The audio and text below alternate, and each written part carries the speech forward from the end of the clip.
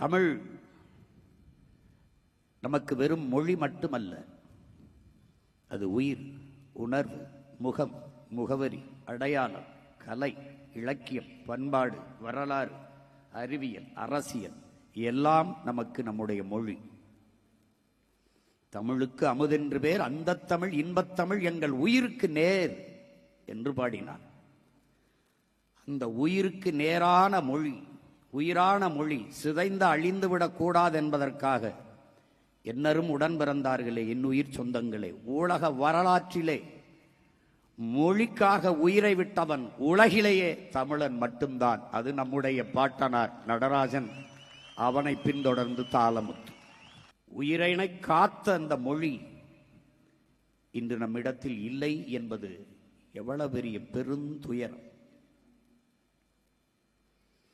வலியோர் சிலர் எளியோர் தமை வதையே புரிகுவதா, மகராசர்கள் உலக ஆளுதல் நிலையாம் எனும் நினைவா, உலகால உனது தாய்மிகு உயிர்வாதை அடைகிறாள் உதவாதினி ஒரு தாமதம், உடனே விழி தமிழா என்ற முழக்கத்தை முன்வைத்தான் நம்முடைய புரட்சி பாவலன். உடனே விழித்தான், அவன் விழித்தான். செந்தமிழை, செந்தமிழ் நாட்டை சிறை மீட்க நந்தமிழர் உள்ளத்தில் வையம் நடுங்கும் வெந்தணல் ஒன்று விரைந்து வளர்ந்ததென்று குந்தி குரல் எடுத்து கூவாயோ கருங்குயிலே என்றார். அப்படி நந்தமிழர் உள்ளத்தில் வெந்தணலாக விரைந்து ஒருவன் வந்தான். பூட்டிய இரும்பு கூட்டின் கதவு திறந்தது, சிறுத்தையே வெளியே வா, எலியன உன்னை இகழ்ந்தவர் நடுங்க, புலியன செயல் செய்ய புறப்படு. புறப்பட்டார். நம்பினை பகலினை நல்லூரில் என்றே, சிம்புட் பறவையை சிறகை விரி, விழி எழு சிங்க இளைஞனே திருப்பு முகம் திற விழி, இகழ்ச்சி நேர்ந்தால் இறப்போம் என்றும் புகழ்ச்சியே எம் பூணாம் என்றும் வையம் ஆண்ட வண்டமில் மறவே உன் கையிருப்பை காட்ட எழு என்றான். எழுந்தான். அவன்தான் பல ஆயிரம் ஆண்டுகளாக அடிமைப்பட்டு கிடந்த அன்னை தமிழ் சமூகத்தின் விடியலுக்கு வந்த பகலவன். உணர்வை இழந்து உரிமை இழந்து கிடந்த இன மக்களுக்கு உரிமை மீட்க வந்த மீட்பன். 2000 ஆண்டுகளில் எவனும் கண்டிராத போராயிரம் கண்ட பேரின பெருமகன். சீராயிரம் சூடிய செந்தமிழ் மரபினன். தேராயிரம் பூட்டி திரு என்று வந்த திருமகன் நம்முயிர் தலைவன் மேதகுவே பிரபாகரன் அவர். அவன்தான் சொன்னான், லட்சியத்தில் உறுதி கொண்டு ஒன்றுபட்ட மக்களை எதுவும் ஒன்றும் செய்துவிட முடியாது என்று. இந்த அற்ப தேர்தல் வெற்றியும் தோல்வியும் கண்டு துவண்டு போகிற கட்சி தொண்டர்கள் அல்ல நாங்கள். கட்சி தொண்டர்கள் அல்ல, நன்கு கட்டமைக்கப்பட்ட தமிழ் தேசிய ராணுவத்தின் வீரர்கள். ஆள் மாற்றம், ஆட்சி மாற்றத்திற்கு வந்த அரசியல்வாதிகள் அல்ல, அடிப்படை அமைப்பு அரசியல் மாற்றத்திற்கு வந்த புரட்சியவாதிகள். தோற்று போனால் உங்கள் கட்சியில் இருக்கிற பிள்ளைகள் துவண்டு போய் விடுவார்களா? இல்லை, வீர சுதந்திரம் வேண்டி நின்றார் வேறொன்று கொள்வாரோ என்கிறான் எங்கள் பாட்டன் பாரதி. சுதந்திர பசி கொண்ட மக்களை சோற்று பசி ஒன்றும் செய்யாது என்கிறார் எங்கள் உயிர் தலைவன் மேதகுவே பிரபாகரன் அவர்கள். எங்களுக்கு இருக்கிறத வயிற்று பசி அல்ல, வரலாற்றின் பசி. சோற்று பசி அல்ல, சுதந்திர பசி. உடலிலே கடைசி உயிர் துளி இருக்கும் வரை இந்த மூச்சு தமிழ் தேசியத்தின் உரிமை, மீட்சி, விடுதலை, விடுதலை என்றுதான்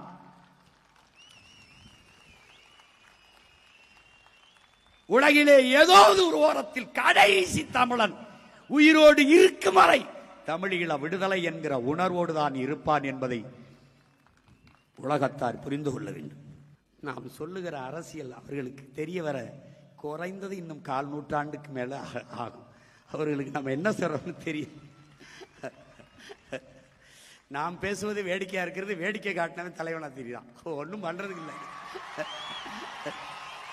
ஒன்றும் பண்றது. அவர்களுக்கு தேவை கருத்து அல்ல, வெறும் கவர்ச்சி. கவர்ச்சி யாரு வேட்பாளர்னு தெரியாது, என்ன சொல்றான்னு தெரியாது, அவன் வேலை செஞ்சாலும் தெரியாது. எதுக்கு போடுறோம் ஏன் போடுறோம்னு போட்டு கடைசியா வென்றவர் இவர் தான் வேட்பாளரா? விளங்கிரும்டா நாடு, டே விளங்கிரும்டா. இதுக்கு Marx, Lenin, Engels, Ingersoll, Socrates, Plato, Aristotle, Buddhan, Phule, Ambedkar, Fidel Castro, Che Guevara, Bhagat Singh, Valluvan, Kamban, Kabilan, Ilango எல்லாம், பாரதி, பாரதிதாசன், பெருஞ்சித்திரனார். ஒரு இளவும் தேவையில்லை, ஒரு இளவும் தேவையில்லை, ஒரு இளவும் தேவையில்லை, ஒரே இளவும் தேவையில்லை. ஆனாலும் ஒரு உயர்ந்த நோக்கத்தை கொண்டு அதை நிறைவேற்றுவதற்காக தொடர்ந்து தொடர்ந்து செயல்படுகிற முயற்சி தான் வரலாற்றில் பிற்காலத்தில் வருகிற மக்கள் படிக்கிற வரலாறாக மாறுகிறது என்கிறார் மாமேதை மார்க்ஸ். என் அன்பு உடன் பிறந்தார்களே, பேரன்பு மிக்க என் பெற்றோர்களே, ஆலை கரும்பாறையை கரைப்பது வலிமையால் அல்ல, தன் விடா முயற்சியால் என்பதை புரிந்து கொள்ள வேண்டும். இன்றைக்கே படிக்க கல்வி இல்லை, படித்தா வேலை இல்லை, குடிக்க நீர் இல்லை, சுவாசிக்க காற்று இல்லை, நஞ்சில்லாத உணவில்லை, பிறக்கிற குழந்தை புற்றுநோயோடு. எனக்காக ஒரு முறை புற்றுநோய் மருத்துவமனைக்கு நீ போய் வா. 3, 4 வயது குழந்தைகள் தலையில் மொட்டையடிக்கப்பட்டு இந்த புற்றுநோயோடு இருக்கிறதை நீ பார்த்த பிறகு நிம்மதியாக உறங்கிவிட்டால் அதற்கப்புறம் நான் பேசுறதை நிறுத்துறேன். ஏன்? உணவு விஷமாகிவிட்டது, காற்று நஞ்சாகிவிட்டது, நீர் விஷமாகிவிட்டது, இந்த உயிர் தேவையான 3ம் நஞ்சாகிவிட்டது. இதிலே நம் பிள்ளைகளை விட்டு செல்ல போகிறோமா? ஆள் மாறி இருக்குது, ஆட்சி மாறி இருக்குது, ஆட்சி முறை மாறுமா? இல்லை, என்ன மாறிட போகிறது பார்ப்போம். மிகுதியான் மிக்கவை செய்தாரை தான் தம் தகுதியால் வென்றுவிடல் என்று 2000 ஆண்டுகளுக்கு முன்பே நம்மவன் பாடியது எனக்குத்தான், உனக்குத்தான். மிகுதியான் மிக்கவை செய்தாரை தான் தம் தகுதியால் வென்றுவிடல். பொறுமையாக இருந்து வென்று காட்டடான். அதனாலதான் எந்த பயில்ட்டையும் பேச்சு கிடையாது, எவன்டையும் பேச்சு கிடையாது. பேசியாச்சு, இனி பேசுறதுக்கு ஒண்ணுமில்லாத அளவுக்கு பேசியாச்சு. காத்து, கடல், மலை, மரம், செடி, கொடி, ஆடு, மாடு எல்லாம் பேசியாச்சு. உனக்கு நக்கலாவும் நகைச்சுவாயிருக்கல, ஒரு நாள் நீ என்னை தேடுவ. நீ கஷ்டம் வரும்போதான கோயிலுக்கு போவ. ஒரு நாள் என் கோயிலுக்கு நீ வருவ, என்கிட்ட வருவ. நீ எதுவும் மாறாது. மாற்றுவதற்கு என்னையும் என் பிள்ளைகளையும் தவிர எவனாலும் முடியாது. எந்த பிரச்சனைக்கும் வேறும் தெரியாது, தீர்வும் தெரியாது.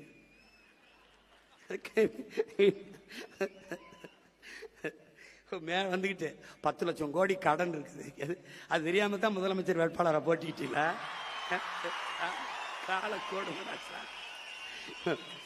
நல்ல வேலை என்னைய தோக்கடிச்சு உள்ள வரவிடாம விட்டான். உள்ள போய் இருந்த நல்வாய்ப்பா தப்பிச்சு போயிட்டு எல்லாரும். ஒரு 5-6 பேரோட உள்ள வந்திருந்தேன், மொத்த பேரும் வெளியில தான் இருக்கணும். ஏதோ என் மக்கள் என் மேல பாம்பாத்து விட்டாங்களா இல்ல உங்க மேல பாம்பாத்து போட்டாங்களா ஒன்னும் தெரியல. ஏன்னா ஓயிருக்கு 10 லட்சம் கோடி கடன். நான் பாட்டா பாடினேன், 10 லட்சம் கோடி கடல்ல நாடு, இதுல இலவசம் வேற பெருவுக்க கேடு. தெருவா ஊரா பேசினேன். முதலமைச்சர் ஆன பிறகுதான் அவருக்கு தெரியுது 10 லட்சம் கோடி கடன் இருக்குன்னு. ஐய அப்படியா? 10 லட்சம் கடனா? கடன் 10 லட்சம் கோடி இருக்குது. இந்த இலவசங்களை கொடுக்க முடியாது. 1 லட்சம் கோடி ஏற்கனவே வட்டி. பட்ஜெட்டே 3 லட்சம் கோடி தான். வட்டியே 1 லட்சம் கோடி போகுது. நீங்க சொல்ற அறிவிப்பு இதெல்லாம் செயல்படுத்த இன்னும் 10 லட்சம் கோடி கடன் வாங்க வேண்டும். அப்ப மொத்த பட்ஜெட்டை வட்டியை கட்டிக்கிட்டு ரொட்டியை திண்டு திரிய வேண்டியதான் நான் சொன்னேன். நீங்க கேட்கல. அப்ப நீங்க என்ன பண்ணிய? கொடுக்க முடியாது என்று தெரிந்து வெற்று வாக்குறுதிகளை கொடுப்பதுதான் மக்கள் துரோகம், மக்கள் விரோதம், ஏமாற்று. நாங்கள் உண்மையை சொன்னோம், தோற்று போனோம், மேன்மையாக கருதுகிறோம். நான் தர மாட்டேன், கொடுக்க முடியாதுன்னு சொன்னேன். ஆனா நீங்க 2500 இப்பதான் தெரியுது கொஞ்சம் காசு இல்ல. அது கூட தெரியாம எதுக்கு வந்திய? எதுக்கு வந்திய? 6 சிலிண்டர் எப்படி கொடுக்குறீங்க? நானும் பார்க்க தானே போறேன். எப்படி கொடுக்குறீங்க? ஒருவேளை நீங்க போரிட்டு ஈரானே கைப்பற்றினாத்தான். நீ பிரபாகரன் மகன்டாவே, நம்மாழ்வார் மகன்டா. நீ கொடு, நான் மாட்டு சாணத்திலிருந்து சிலிண்டர் தயாரிச்சு என் பிள்ளைகள் கொடுக்கறனால என்பார். கொஞ்ச நாளுக்கு அரிசி இல்லைன்னு வருவான். எந்த போராட்டத்துக்கு என்னை கூப்பிடாத, வரமாட்டேன். போ, உனக்கு தான் ஒரு கஷ்டம் வராத. நீதான் கடவுளின் ஆட்சியை நிரூபிச்சிய. அப்புறம் நாங்க தேவைப்பட மாட்டோம்ல. ஏதாவது ஒரு பிரச்சனைன்னு வீட்டுக்கு வந்துட்டு எனக்கு மனு கொடுக்க வா.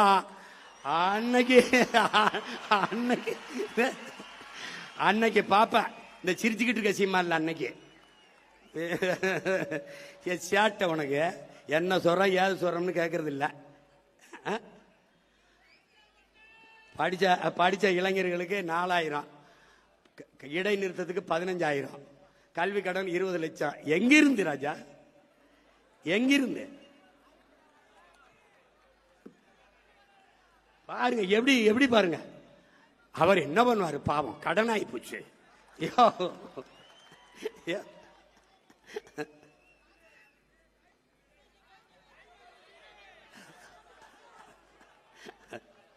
வரும் தாய்மா மஞ்சீர் வரும். நீ பொண்ணு பார்த்துட்டு காத்துரு, தாலிக்கு தங்க வரும். தாய்மா மஞ்சீர் வரும். இது ஒரு கேவலம்டா, இது ஒரு கேவலம். ஆனா நான் நிறைய பாடம் நடத்தினேன். எனக்கு என் மக்கள் நடத்தின பாடம் இருக்குல்ல, படிக்க முடியல, திணறிட்டேன். ஜனநாயகம் அதான் சொல்றான. ஹிட்லரு எத்தனை ஆண்டுக்கு முன்னாடி சொல்றான் பாருங்க, மக்கள் ஒருபோதும் அறிவு தலைமையை தேட மாட்டார்கள், கவர்ச்சியை நோக்கித்தான் ஓடுவார்கள். கவர்ச்சியால் உருவாக்கப்பட்ட சமூகம் ஒருபோதும் அறிவு சமூகத்தை படைக்காது. ஏன் போட்டேன்? என் பேத்தி சொல்லிச்சு போட்டேன். உன் பேத்தி ஒரு குவார்டர் கேக்குது, வாங்கி கொடுப்பியா? ஏது பேத்தி சொல்லிச்சு போட்டேன். பேரன் சொன்னான் போட்டேன். ஜனநாயகம்ங்கிறது எவ்வளவு வேடிக்கையானதா இருக்கு பாத்துக்க. அப்பாடி. சரி என்ன செய்யறது, பிறந்துட்டவங்க கூட போராடி இறந்துட்டான் ரொம்ப பேரு. நான் பாட்டுக்கு படம் எடுத்து ஏதோ வருஷத்துக்கு ஒரு 2 படத்தை எடுத்து பிடிச்சி நடிச்சு கிடிச்சு பொழத்திட்டு இருந்திருப்பேன். என்னைய கூட்டி கொண்டு வச்சு மண்டையை கழுவி நான் என்ன செய்யறது அங்கே போயின்னு. நீங்க போய் இறங்குங்க, உங்களுக்கு என்ன செய்யறதுன்னு தெரிய வந்துரும்னு. எனக்கு தெரிய வந்துருச்சு. இங்க பல பேருக்கு ஒன்றும் தெரிய வரவே இல்லையே. அதான பிரச்சனை. நான் போராடாத பங்கேற்காத போராட்டம் கிடையாது. இப்படி திரும்பி பார்த்தா கட்சி ஆரம்பிச்ச காலத்திலிருந்து இந்த 15 ஆண்டுகள் இப்படி திரும்பி பார்த்தா எல்லா போராட்டம், வெயில், மலை, காடு, பசி, வட்டினி, எத்தனாயிரம் கிலோமீட்டர் பயணம், எத்தனாயிரம் மணி நேரம் பேச்சு, எதுவுமே பயனில்லை. எதுவும் பயனில்லை. ஆனா என்ன நினைக்க வேண்டியிருக்கு, நம்ம விவசாயி மகன் அப்பா விதைக்கிறாரு முளைக்கல, மறுபடியும் விதைக்கிறாரு முளைக்கல, மறுபடியும் விதைக்கிறாரு முளைக்கல. ஆனா மறுபடியும் உழுது நம்பிக்கையோட ஒரு விவசாயி விதைச்சிக்கிட்டு இருக்கான் பாரு. ஏன்னா நிலத்தை தரிசு போட முடியாது.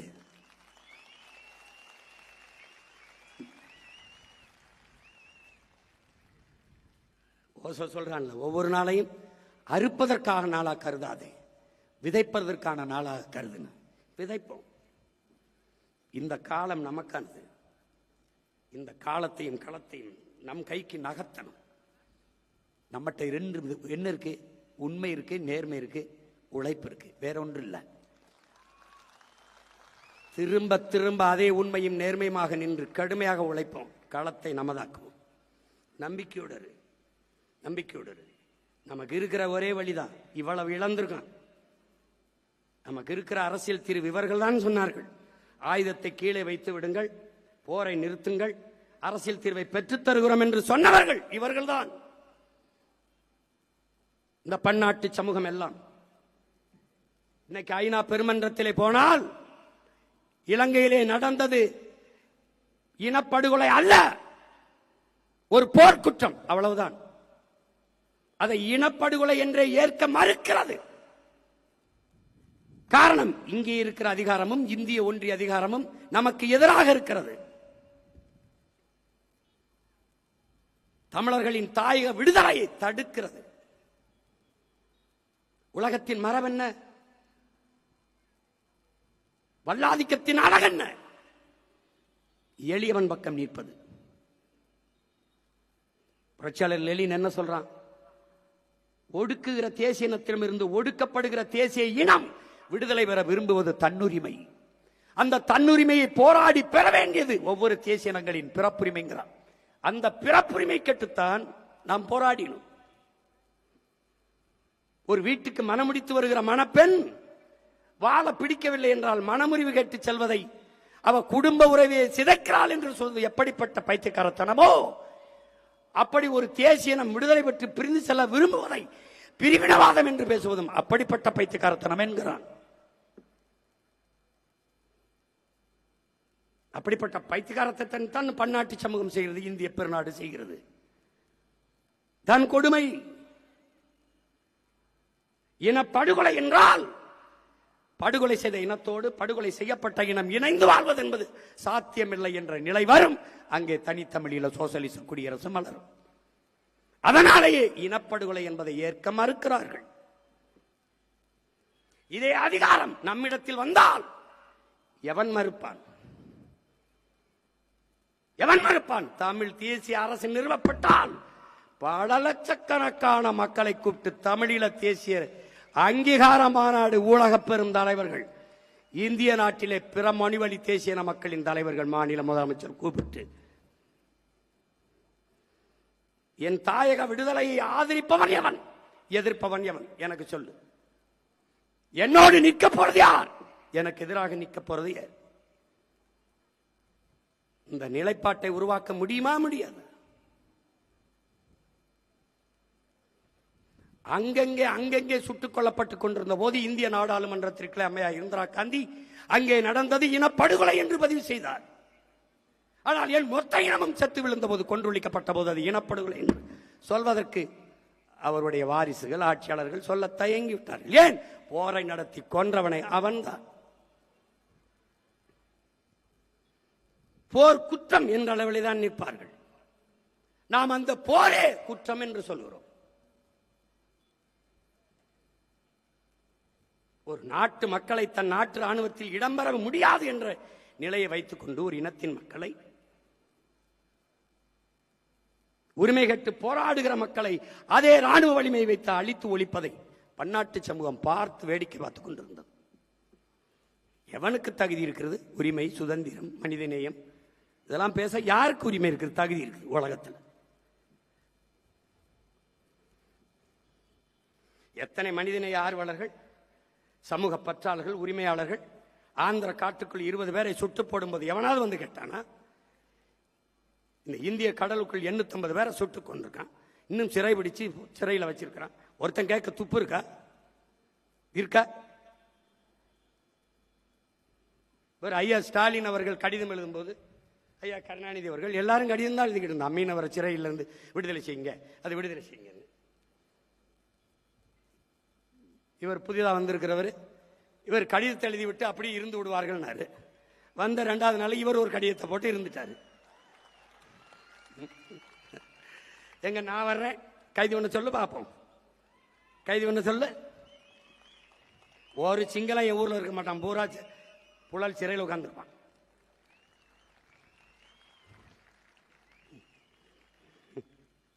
அவனுக்கு தெரியும்.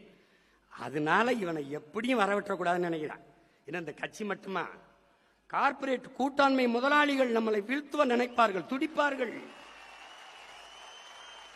வந்தா மலையை தொடவிட மாட்டான், குவாரியை தொடவிட மாட்டான், மணலை தொடவிட மாட்டான், நீரை விற்காத வெளியில போ, தண்ணி விற்பனைக்கு இல்லைம்பா, பள்ளியை தரம் உயர்த்துவான், கல்வியை தரம் உயர்த்துவான், மருத்துவமனை தரம் உயர்த்துவான், நம்ம வியாபாரம் படுத்துறோம். இது தெரியாதா? நான் 5 விழுக்காட்டு முதலாளிகளுக்கு வந்தவன் அல்ல, 95 விழுக்காடு என் மக்களுக்காக வந்தவன்.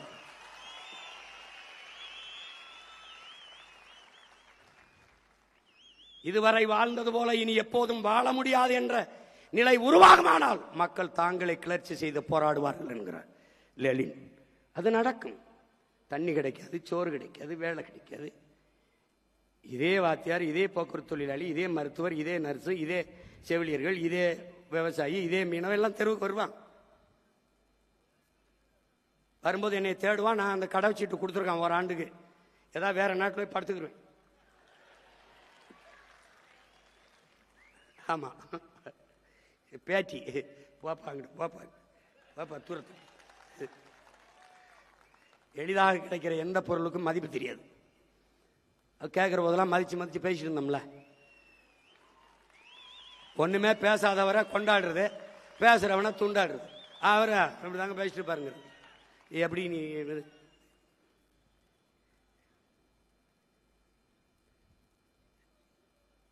எப்படி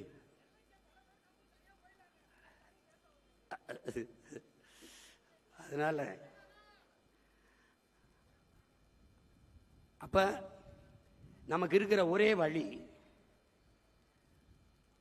போர்க்குற்றம் என்று நிறுவிட்டாவே, போர்க்குற்றம் செய்து அது அழித்தொழித்தது முழுக்க தமிழர்களை என்று நிறுவினாலே, அழித்தொழிக்கப்பட்ட ஒரு இனம் அழித்தொழித்த இனத்தோடு இணைந்து வாழ்வது சாத்தியமில்லை என்ற நிலையை உருவாக்கணும். இதுதான் இறுதி தீர்வு.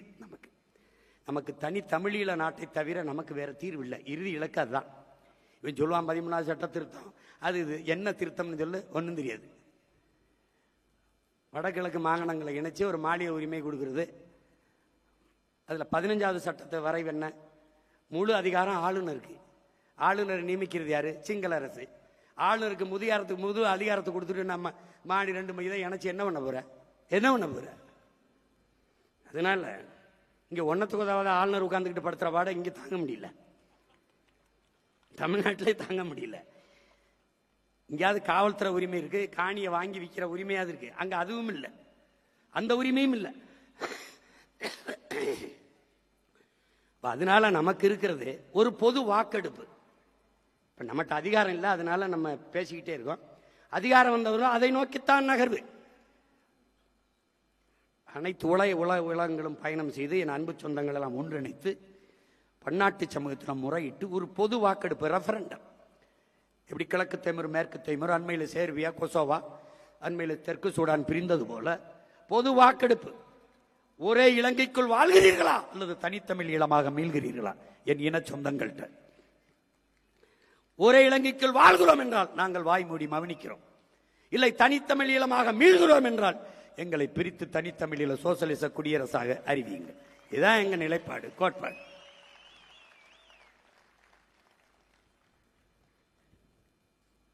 அதை நோக்கிய பாய்ச்சலுக்கு தான்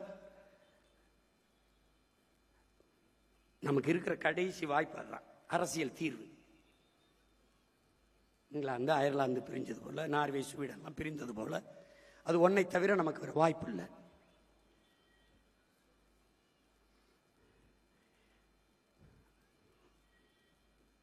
இங்கே 35 ஆண்டுகளாக ஒரு தலைமுறையை தாண்டி வாழ்கிற என் இன சொந்தங்கள் இந்த நிலத்திலே, தமிழர் தாய் நிலத்திலே 2 லட்சத்திற்கும் மேற்பட்ட ஏதிலிகள் என் இன சொந்தங்கள் இருக்கிறார்கள். அவர்களுக்கு இவர்கள் குடியுரிமை கொடுப்பதில் என்ன பிரச்சனை பாருங்க. திபெத்தியனுக்கும் இந்த நாட்டுக்கும் ஏதாவது சம்பந்தம் இருக்கா? தலாய் லாமா தலைமையில் இந்த திபெத்தியனுக்கு குடியுரிமை கொடுத்து, வணிக வளாகம் கொடுத்து, திரையரங்குகள் கொடுத்து, பள்ளி கல்லூரிகளை கொடுத்து, எல்லாம் கொடுத்து இந்த நாடு அங்கீகரிக்குது திபெத்தியனை. இந்த நாடு நாடாவதற்கு முன்பே நிலைத்து வாழக்கூடிய பூர்வீக மக்கள் நாங்கள். இந்த நாட்டின் விடுதலைக்கு செக்கிழுத்து சிறைப்பட்டு தூக்கிலதங்கி செத்தம் மான மறவர்களின் பிள்ளைகள் நாங்கள். இந்த நிலம் முழுமைக்கும் என்னது, இந்த நிலப்பரப்பு முழுதும் தமிழை தாய்மொழியாக கொண்ட நாகர்களை பரவி வாழ்ந்தார்கள். அறிவாசான் அண்ணல் அம்பேத்கர்.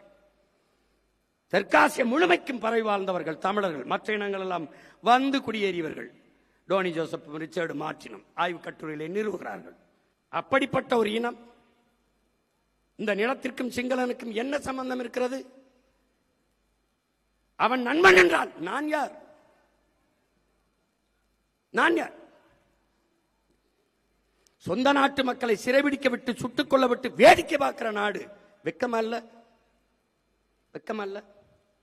குஜராத்தில் ஒரு மீனவனை பாகிஸ்தான் ராணுவம் கடற்படை ராணுவம் கைது செய்து கொண்டு வருவது விரட்டி போய் மீட்டுக் கொண்டு வர இந்திய கடற்படை ராணுவம் என் மீனவர்களை கைது செய்யும்போது வேடிக்கை பார்த்து நிற்க காரணம் என்ன? ஏன்னா தமிழன். கச்சத்தீவை கொடுத்த நிலத்தை திருப்பி எடுக்க முடியல. கொடுத்ததான் என்று இரண்டு கட்சியும் சொல்லுது. கொன்று குவிச்ச கட்சிகள், கூட நின்ற கட்சிகள் எல்லாம் இன்னும் அதிகாரத்தில், இன்னும் வென்று நிற்கிறார்கள், இன்னும் களத்திலே நிற்கிறார்கள். ஆனால் மான தமிழ் மக்கள் எல்லாத்தையும் மறந்து அவர்களுக்கு வாக்கு செலுத்தி வலிமை கொடுக்கிறார்கள்.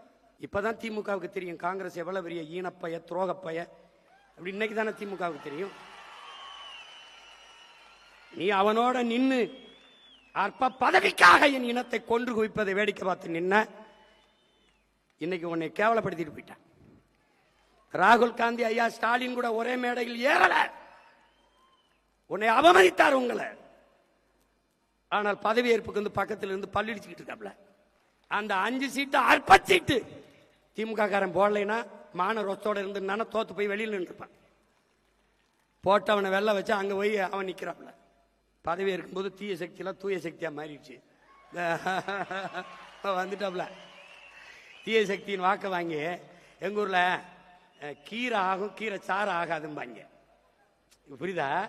கீரை சாப்பிடுவான், கீரை சாறு குடிக்க மாட்டேன். திமுக ஆகாது. திமுகவால ஓட்டு வாங்கி ஜெயிச்சு வந்த எம்எல்ஏலாம் ஆகும்.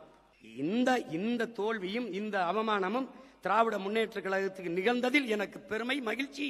நீ செத்த பணத்தை தூக்கி சுமந்து உயிர் கொடுத்துக்கிட்டு இருந்தா, இல்லைன்னா அன்னைக்கே 10 ஆண்டுகளுக்கு முன்னாடியே புதைச்சிருப்பேன். கண்ணு முன்னாடி நம்ம மொழி சிதைந்து அழிந்து போச்சு, நம்ம இனம் அழிஞ்சு போச்சு.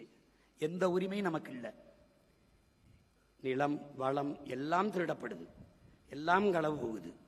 அதே மீத்தேன் எடுப்பாக மறுபடியும் ஸ்டெர்லைட் திறக்கப்படுறதுக்கு வாய்ப்பு இருக்குது, மறுபடியும் வாய்ப்பு இருக்குது. அடியில் அகர்வால் நேரடியாக வாழ்த்து போடுறானே, என்ன பெரிய தமையனா சின்ன தமையனா? அவன் எதுக்கு வாழ்த்து போடுறான்? அந்த நிமல ராஜபக்சே வாழ்த்து சொல்றான். அவன் பக்கத்தில் வாங்கி குடிக்கிற நாய் இங்கே வந்து குலைச்சிக்கிட்டு இருக்கு ஒரு நாய். அது அவனுக்கு பிரச்சனை ஆமக்கறி தின்னா இல்லையான்னு டேய் உங்களையெல்லாம் டேய் நாய், உனக்கு தமிழில் எங்க இருக்கு, தெற்கு இருக்கா வடக்கு இருக்கான்னு தெரியாது. என் தலைவன் நின்ன திசை தெரியாது. நாய் ஆடு இப்பதான் இருக்கு. ஒரு 6 மாசம் 7 மாசம் கழிச்சு உள்ள வந்திருந்தீன்னு வச்சுக்க, தப்பிச்சு போ. ஆமக்கறி திண்டாரா இல்லையா? ஏன்னா அவ்வளவு பெரிய பன்னாட்டு குற்றமாடாது. நான் இதை சொல்லி தொலைச்சிருக்க மாட்டேன். எங்க ஆளு சும்மா இருக்காம எது சொன்னாலும் அங்க போய் சொல்லுங்க பாப்பல. நீங்க ஆமக்கறி சாப்பிட்டீங்களா, ரொம்ப நல்லா இருந்தா அங்க போய் சொல்லணும். AK-74 பயிற்சி கொடுத்துட்டு அப்ப ரஷ்யாவில் இருக்கு, அதுக்கப்புறம் நம்ம கிட்ட இருக்குன்னப்பா. அப்ப இந்தியாவில் AK-74 இல்லை. இப்ப இந்தியாவிலே AK-74 சுட்ட ஒரு ஆள் நான் தான் இருக்கேன்னா, ஆமா அதை அங்க போய் சொல்லுங்க. அவர் சொன்னதுனால வந்து சொன்னேன், இல்லைன்னா நான் எதுக்கு சொல்றேன்? பெரிய அதனாலதான் இந்த நாட்டில் விலைவாசி ஏறி போச்சு, பசி பஞ்சம் வந்துருச்சு. அவர் ஆமக்கறி சாப்பிட்டு விட்டாருங்க. நாய் கொஞ்ச நாள் பேசுறீங்கடா. ஆனா பச்சை மட்ட வைத்தியம் உறுதிதான், உறுதிதான் வைக்கல. என்னடா நான் என்னமோ அப்படியே ஆட்சியில் இருந்து அப்படியே தோக்கடிக்கப்பட்ட மாதிரி தோத்தாண்டா நின்னோம். முட்டையில் ஆரம்பிச்சோம், சுழியத்தில் 4 லட்சத்துக்கு வந்தோம். அப்புறம் 18 ஆகணும், அப்புறம் 30 ஆனோம், அப்புறம் 36 ஆகணும், இப்போ 20 ஆயிருக்கோம். நாளைக்கு 1,80,00,000 ஆகிறோம். என்னடா கெட்டு போயிருது? என்ன ஆயிருது? நாய் வேயெல்லாம் அழும்போது நாங்கள் 4 வச்சிருக்கோம், 40 ஆக முடியாத. உயர்ந்த நோக்கமும் லட்சியம் கொண்ட பிள்ளைகள். நீ தேடுவ, என்னை தேடுவ. நாம் ஒவ்வொருவரும் பெரு நெருப்பாக பற்றி எரியணும். ஒருவர் 10ஆவும் 10 100ஆவும் பகைவர் நடுங்கும் படையாவேம் என்கிற கோட்பாடு அப்படியே இருக்கிறது. படுத்து கிடந்தால் சிலந்தியும் சிறைபிடிக்கும், எழுந்து நடந்தால் இமயமும் குடைபிடிக்கும். சோம்பலை உதறி தள்ளுங்கள், சாம்பலும் சரித்திரம் படைக்கும். சோம்பலை உதறி தள்ளுங்கள், உங்கள் சாம்பலும் சரித்திரம் படைக்கும்.